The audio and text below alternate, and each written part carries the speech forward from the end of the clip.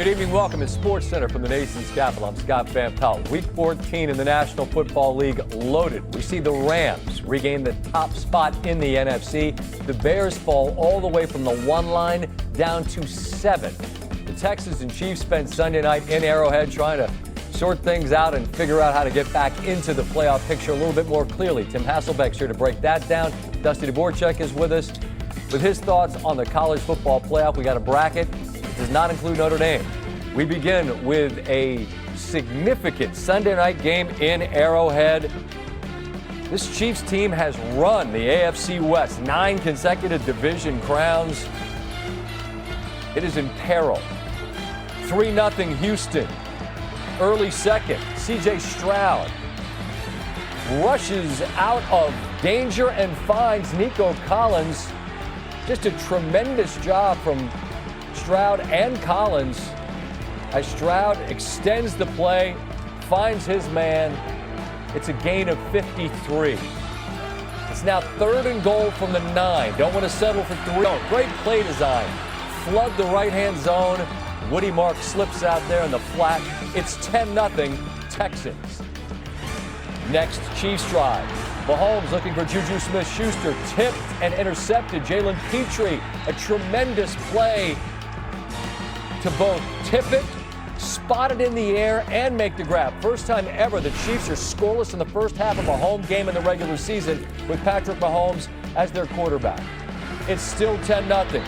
Mahomes climbs in the pocket, finds Hollywood Brown for a gain of 35. They're in striking distance. It's now 4th and 1. They can get a first down, and they've got that. And then it's the touchdown from Kareem Hunt, who powers into the end zone. 10-7, Chiefs within 3. Game now tied at 10 as Houston's offense is largely bogged down. But then 3rd and 6, Mahomes looking deep. Kamari Lassiter with a pick. Second pick of the game for Mahomes, who at one point in this game had 10 consecutive incompletions or interceptions. Worst of his career. 4th and 1 from their own 31, and they go for it. Looking for Rashee Rice. That is a monster gamble. They don't get it. It's now 3rd and 3. And again, Stroud avoids the rush. It's Jones this time and finds the rookie Jayden Higgins for a first down. The drive continues. And now it's Dare Ogunbowale. After Marks went down, got a little grass in his eye, it looked like. Ogunbowale comes in for the play and a touchdown. 17-10, the lead. Again, the Chiefs go for it on 4th down and 4. And this is just inexplicable. Rashee Rice with a drop. It's a talented wide receiver. Hits him right in the hands and he drops it. Kansas City with the football back. Down 7. Travis Kelce has it, loses it. Azeez Al-Shire able to secure the interception. Texans get a couple of first downs, mostly exhaust the clock, kick a short field goal, and it is a 10-point victory for the Houston Texans. Tim Hasselbeck is with me in studio. We'll get to some of the questionable calls from Andy Reid that we just saw in just a moment, but let's first look through this lens of this Houston Texans defense that now has beaten the Buffalo Bills, thanks in large part to their defense. Go into Arrowhead in a desperate situation for the Chiefs, and they win this game. How do you best characterize the level that defense is playing at? I mean, they're playing as well as anybody's playing defense in the NFL right now. Think about what they did. They go to Arrowhead. The only touchdown they allow is a 4th down play where Kareem Hunt ends up making a play. You had some of these in the highlight. This play by Petrie is insane. So, like, the combination of pass rush, you know, you got guys like Will Anderson Jr., you know, getting after the quarterback. And then the way guys have played in the secondary, Lassiter comes up with this pick here. Earlier in the night, he had a punch out on a ball that should have been a touchdown probably to Thornton. And then, you know, you just have guys flying around. You look at all of the white jerseys to the football at the moment of truth. So I think when you just look at the effort that they're playing with, how they're playing, they've been amazing. And it's part of why I think that whole like Davis Mills period of like, oh, we can win games like this, I think was enlightening to the football team. I think it was to Stroud. They're certainly playing pretty well right now. I mentioned the 10 consecutive incompletions or interceptions. There were several in there for Mahomes. It's all part of a night where he was held to 42% completion percentage. That is the worst of his career. I think that helps frame just what we're seeing from DeMeco Ryans' Houston team that is frightening at the moment in a pretty open AFC. As for Kansas City, they're done. I mean, they've got a couple games they can win, you'd have to think, against the Titans and the Raiders. But they're in grave danger of missing the playoffs. And I just have to start with asking you about a decision that's made, Tim.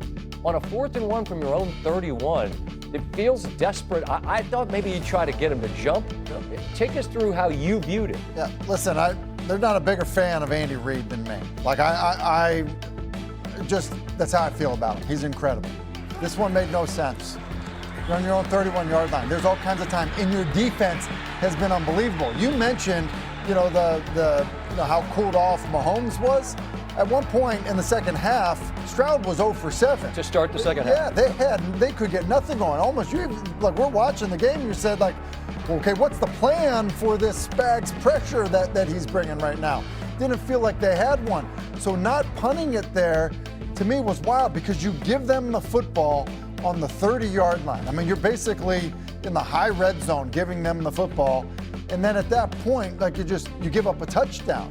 And that was it. Really, the rest of the night, the defense was fine. Even when you went for it again, quite honestly, Scott, on 4th and 4. 5:42 left in the game, with all of your timeouts left, that you go for it then again on your side of the field. I mean, we've reached the point with both college and professional football where, I mean, you put up the stat analytics, says go for it. Everyone's just like playing Madden in real life. They just go for it. But in this game in particular, where Houston was doing nothing on offense, it felt like like playing ping pong or playing tennis. Let them make the mistake, and we can win like that. But instead, they made the mistake in their own end. I think that's a great point too. It's like the idea of, like, hey, we'll get the ball back, but they were struggling so much. What if you get a turnover?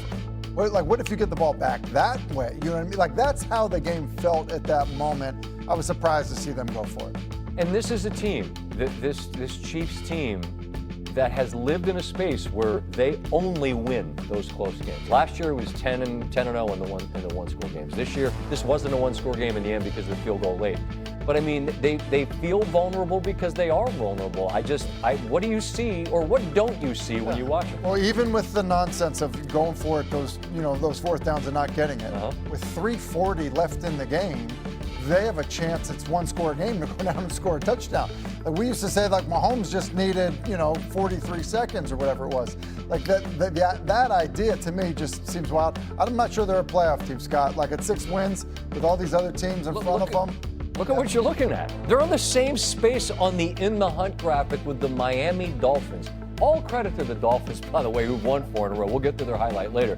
But that's their lot in life at the moment. Like, it's like I saw my buddy Big Cat tweet that they've lost their superpowers. It feels like that, like a Superman movie. He can't fly. Like, he's got to take the bus. You're like, hey, aren't you Superman? What the hell are you doing on the Metro? I can't fly right now. That's where they're at. Yeah, it feels like it. All right, let's pivot, shall we?